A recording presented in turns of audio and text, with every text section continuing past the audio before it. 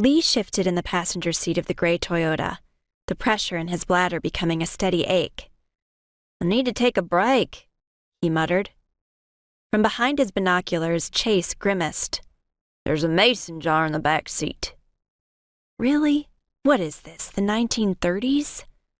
"And there's a restaurant, and they could be out and gone while you're taking care of business.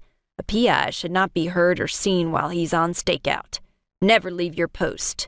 Too easy to lose your prey." Prey? What in the world? Lee stared at Chase, squirming again. Over the past few weeks, Lee's curiosity about what Chase was really up to had worn thin, as his uncle had become obsessed with the growing relationship between Jen Marshall and Nicholas Eaton. Football camp started in a month. His senior year loomed, and Lee had come to regret listening to his mother's cajoling words about this being the perfect summer job. He would have made more money flipping burgers, and probably learned a lot more. He and Chase had only tackled 2 other jobs, enough to pay a few expenses and Lee's minuscule paycheck. The rest of the time, they had followed Jen any time she left the Marshall compound for anything other than school. Chase had her summer schedule at UAB memorized, and only during her class periods and times at home did Chase let up on the surveillance. Now they sat on 2nd Avenue North, across the street from one of the most well-known legacy jewelers in the city, and Chase's mood had soured more than Lee thought possible. "I won't lose them. If they're picking out rings, they'll be in there for a while."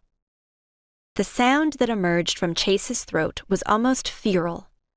"They are not picking out rings. She would never marry a man like that." A man like what? Rich? Handsome? Lee did not want to voice the obvious slur, but something in Chase's tone got his attention. "Are you sure that's what your client would think?" Chase's head wrenched in his direction, the glare in his eyes dark and frightening, his voice pure gravel. "Get out. Go to the restaurant. Now." Lee did not hesitate. He grabbed the door handle and dove out of the car. His gait toward the glass door of the trendy bistro was halting as he worked out the kinks caused by hours of sitting in the small Toyota. He gave a non-committal wave at the hostess as he headed for the bathroom. Afterward, he washed his face and tried to regain some composure before heading back outside. The gray Toyota was gone. He glanced at the jewelers, but he knew without checking that Jen Marshall and Nicholas Eaton had returned to his BMW and left. Great. Chase had left him stranded an hour from home.